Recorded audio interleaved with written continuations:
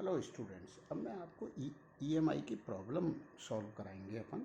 अब जैसे ये है, अपन ने देखा कि कोई रॉड है, ये मैग्नेटिक फ्लक्स को कट कर रही है और वी स्पीड से जा रही है, तो इसके एंड्स के मध्य जो ईएमएफ इंड्यूस है वो वीवीएल हो जाएगा। वो कैसे होता है ये अपन ने पिछले लेक्चर में बताया था कि जो इलेक्ट्रॉन है उस पर फोर्स लगेगा तो क्यू वी वी होता है, Q V V sine theta, theta से 90 डिग्री है क्योंकि वेलोसिटी जो है मैग्नेटिक फील्ड जो है ई वी बी साइन 91, ये बराबर कर दो ई गुणा इलेक्ट्रिक फील्ड, ई से ई कैंसिल हो गया तो वी वी बराबर ई आ गया, तो इलेक्ट्रिक फील्ड गुणा लेंथ तो एल, तो V V L E M F induce हो जाता है। अब यदि ऐसा हो कि ये कोई मैग्नेटिक फील्ड है, डॉट ले लेते हैं अपन, कोई फर्क नहीं पड़ता इससे। Dot means magnetic field is perpendicular to the plane of the board and outward. अब यहाँ पर रॉड जो है इसको ये यूँ घूम रही है, तो अब इसके हर एलिमेंट की वेलोसिटी अलग अलग है, तो हमें एक एलिमेंट में पहले एक एलिमेंट का मैं ईएमएफ इंड्यूस कैलकुलेट करेंगे। कौन से फार्मूले से? V V L. अब एल की जगह डी एक्स ही ले सकते हैं क्योंकि हर एक की वेलोसिटी तो अलग अलग है। अब ये ओमेगा एंगुलर स्पीड है, तो एक्स डिस्टेंस पर जो एलिमेंट है डी एक्स लंबाई का, उसकी लीनियर स्पीड ओमेगा एक्स है, तो वी बी डी एक्स, इस डी एक्स लंबाई की जो वेलोसिटी है वो ओमेगा एक्स है। अब इसको, ये सेंटर है और ये ओमेगा से घूम रही है, तो इसके एंड्स के मध्य कितना ईएमएफ इंड्यूस होगा। तो अब यहाँ इंटीग्रेट क्यों करना पड़ा? क्योंकि हर जो एलिमेंट है इस रॉड का, उसकी लीनियर स्पीड अलग है। तो एक्स दूरी पर जो एलिमेंट है पहले उसमें अपन ने ईएमएफ इंड्यूस कैलकुलेट कर लिया, डी ई है, डी छोटा सा ईएमएफ इंड्यूस्ड। अब इंटीग्रेट कर देंगे तो ई आ जाएगा, तो omega B x d x का इंटीग्रेशन एक्स स्क्वायर बाई 2 और इसको 0 से एल तक इंटीग्रेट कर दिया गया, तो omega B L square by 2 आ गया ईएमएफ इंड्यूस। इसमें इतना आ गया ईएमएफ इंड्यूस। अब ऐसे पूछा जाए कि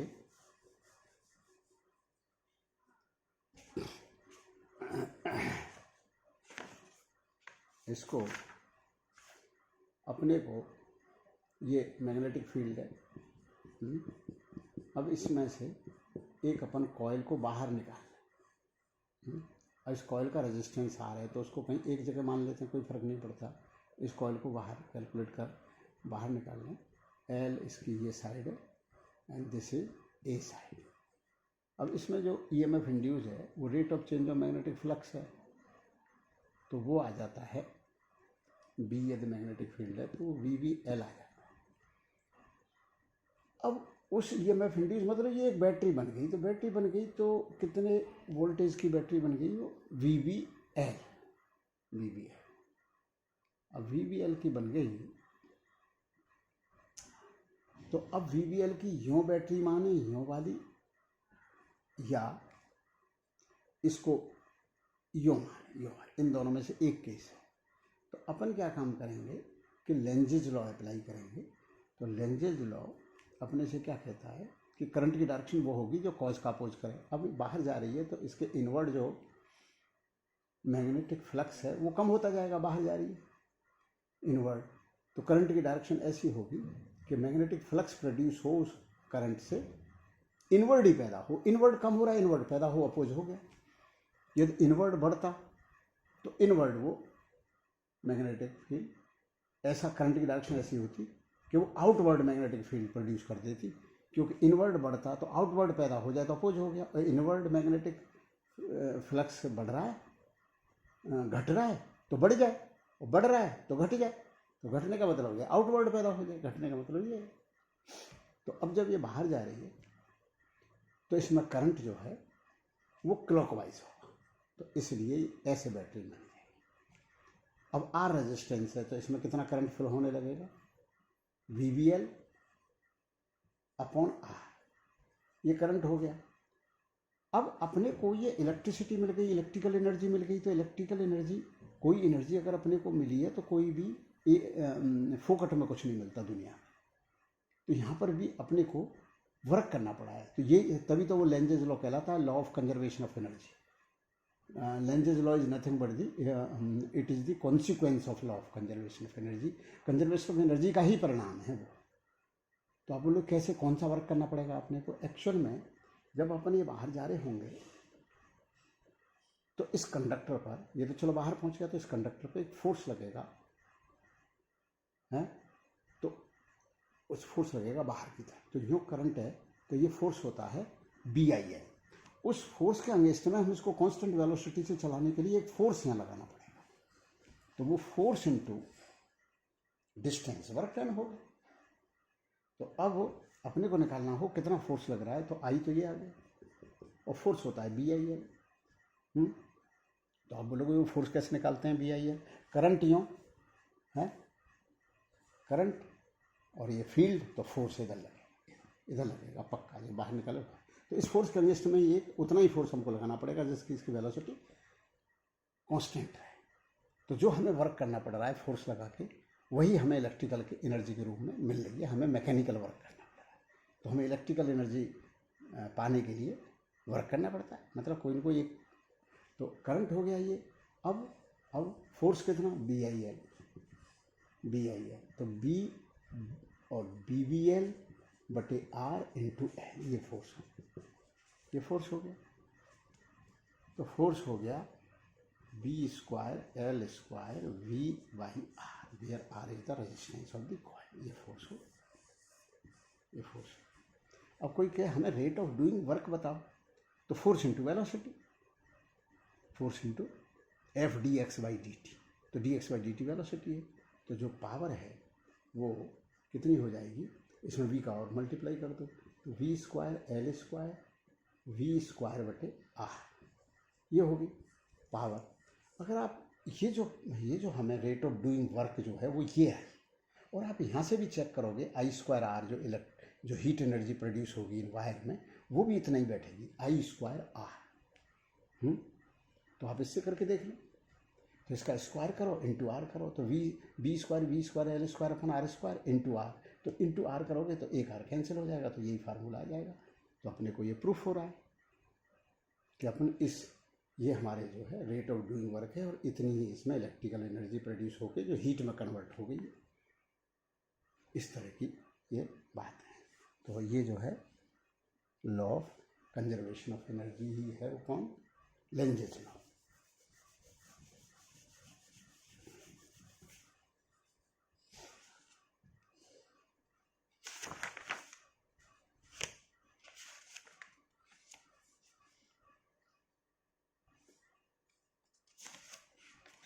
अब ऐसे पूछ लिया जाता है कि ये जो है इसको, ये कोई जैसे ये कर दिया गया, अब इस कॉइल को इसको बाहर निकालना है, और यहाँ पर इसको ये यहाँ पर कॉइल को बाहर निकालना। तो इसको बाहर निकालने से इसमें EMF इंड्यूस हो गया। आगे इसने अपने को ये रेजिस्टेंस दे रखे यूँ करके इस तरह से, और ये दे दिया, और ये जो है ये यहाँ पर कनेक्ट कर दिया गया है, ठीक है। और ये दे दिया, ये दे दिया, और ये यहाँ कनेक्ट कर दिया, ये रेजिस्टेंस दे दिया। अब ये जो है सारे रेजिस्टेंस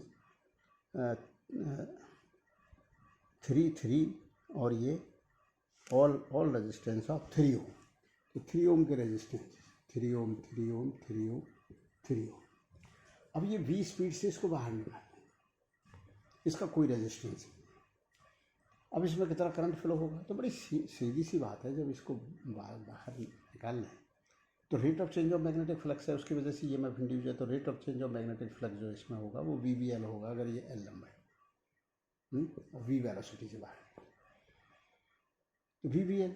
अब ये फिर एक सर्किट की प्रॉब्लम बन गई, तो आप इसको आराम से सॉल्व कर लो। तो इसमें तो कुछ है ही नहीं। तो अब आप इसमें क्या देखोगे कि आप इसको ये इस तरह से सर्किट सॉल्व हो गया यूँ, और ये यूँ, और यहाँ पर एक रेजिस्टेंस, तो ये 3 ओम के रेजिस्टेंस, और ये भी 3 ओम का रेजिस्टेंस, ये भी 3 ओम का, ये भी 3, ये वाला 3 यहाँ लिख लिया, ये 3 ऐसे लिख लिया, और यहाँ पर एक सोर्स है VVL की, बैटरी है। तो अब आप देखोगे कि ये अपॉन ये बराबर ये अपॉन ये, तो ये व्हीटस्टोन ब्रिज है, व्हीटस्टोन ब्रिज है, तो इसमें कोई भी करंट फ्लो नहीं होगा। अगर हम इसको 0 मान लें और इसका EMF BVL है, तो ये जस्ट आधा होगा, क्योंकि ये सारे रेजिस्टेंस बराबर है, तो आधा होगा VVL/2 VVL/2, तो no potential difference, no current. अब ये 3 और 3 ओम का आ जाएंगे सीरीज में, तो इधर जो करंट फ्लो होगा VVL/6 ओम, VVL/6 ओम, तो इधर करंट फ्लो होगा, और VVL/6 ओम इधर करंट, तो यहाँ पर करंट हो जाएगा 2 VVL/6, मतलब VVL/3 एम्पियर करंट हो जाएगा। आप जो है EMF में रेजिस्टेंस का भाग दे दो, करंट आ गया इन एम्पियर, तो इतना आ गया। तो ये इस तरह की जो है अपनी ये प्रॉब्लम है। मतलब एक्चुअल में फैराडे ने हमें क्या बताया कि EMF कैसे प्रोड्यूस कर लोगे, पोटेंशियल डिफरेंस कैसे प्रोड्यूस, और पोटेंशियल डिफरेंस यदि प्रोड्यूस हो गया तो सारी इलेक्ट्रिकल अप्लायंसेस के लिए करंट चाहिए, और करंट की सोर्स EMF है, EMF से करंट फ्लो होने लगते हैं, और करंट फ्लो होने से अपनी अपनी जो इलेक्ट्रिकल अप्लायंसेज है वो वर्क करने लगती है। कोई हीटर है तो वो हीट देने लगता है, पंखा है तो उसमें इलेक्ट्रिकल एनर्जी मैकेनिकल में कन्वर्ट होने लगती है, हाँ, और अगर बल्ब है तो उसमें इलेक्ट्रिकल एनर्जी लाइट एनर्जी में कन्वर्ट होती रहती है, हीटर है तो उसमें इलेक्ट्रिकल एनर्जी हीट एनर्जी में। लेकिन इलेक्ट्रिकल एनर्जी प्रोड्यूस करने का तरीका फैराडे ने बता दिया। क्या बता दिया?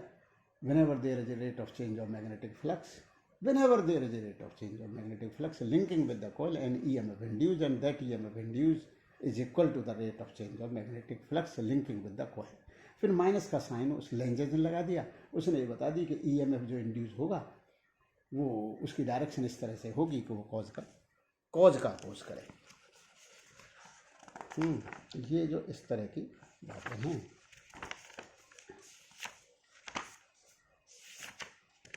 फिर कहा किसी ने कि और भी कोई तरीका है। भाई तरीका में तो एक ही चीज़ आती है कि आप किसी न किसी भी तरह से मैग्नेटिक फ्लक्स चेंज करो, पास थ्रू द कॉइल।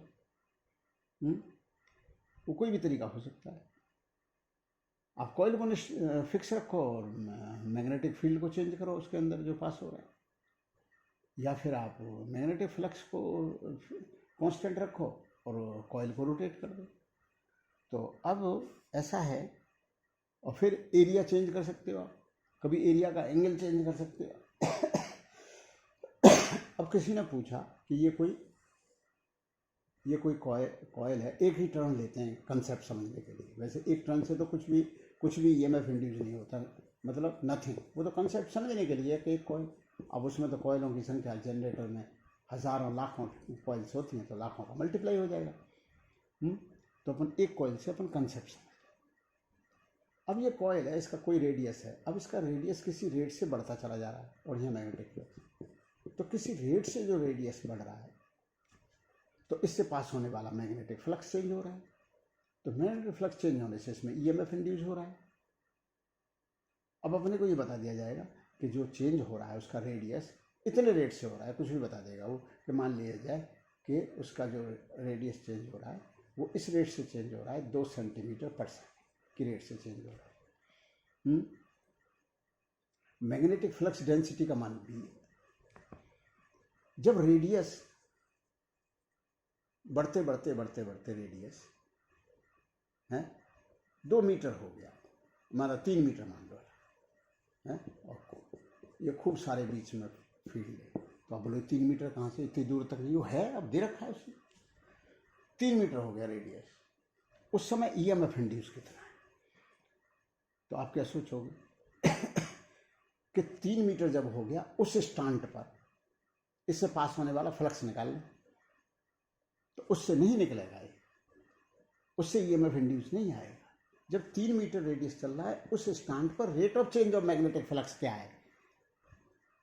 तो B तो फ्लक्स डेंसिटी है, विच इज कांस्टेंट। एरिया के चेंज होने से इससे पास होने वाला मैग्नेटिक फ्लक्स चेंज हो रहा है। तो पहले आप जनरल में कैलकुलेट करिए कि इससे जनरल में जब when the radius is x, at that position what is the magnetic flux कि जो इससे पास हो रहा है, तो वो है एरिया गुणा बी, बी गुणा एरिया, ये है फ्लक्स, ये फ्लक्स है फाई, ये फ्लक्स। तो ये थोड़ी है ईएमएफ इंड्यूस। अब आप इसको डिफरेंशिएट करिए विद रिस्पेक्ट टू टी, वो है ईएमएफ इंड्यूस, मैग्नीट्यूड उसकी। डायरेक्शन तो चलो हम उससे लेंजेज लॉ को अप्लाई करके कैलकुलेट कर लेते हैं। तो d phi by d t हो गया B pi 2x dx by d t, dx by d t. अब dx बाई डी टी तो अपने को दे रखा है कि इसका जो रेडियस चेंज हो रहा है eight the rate of 2 centimetre per second. तो अब x का मान जितना ज़्यादा होगा ईएमएफ इंड्यूस उतना ही ज़्यादा होगा, क्योंकि हर रेडियस पर सेम नहीं होगा ईएमएफ इंड्यूस। क्योंकि जब रेडियस 1 चल रहा है उस पर dx की परत चढ़ाई तो एरिया में चेंज कुछ है, और जब 2 मीटर है तब dx बढ़ा तो कुछ एरिया में चेंज अलग होगा, क्योंकि इसका सरकमफ्रेंस बढ़ गया इंटू dx है। तो फिर यहाँ पुट कर दीजिए। अब तो हमने क्या पूछा था कि what is the EMF induce when the radius is 3, तो 3 पुट कर दो, और ये वेलोसिटी तो कांस्टेंट दे ही रखी है। तो 3 मीटर जब हो गया होगा तो 2 इंटू थ्री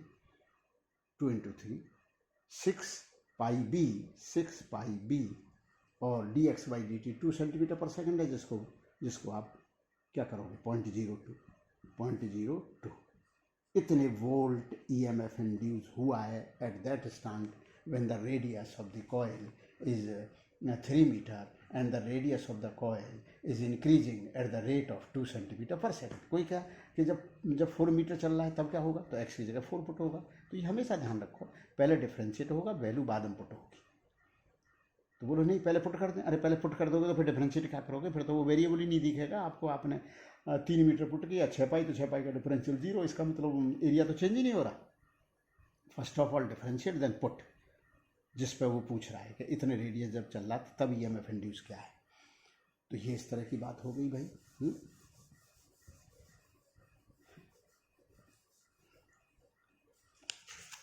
मैं आपको इस तरह की प्रॉब्लम करा रहा हूँ।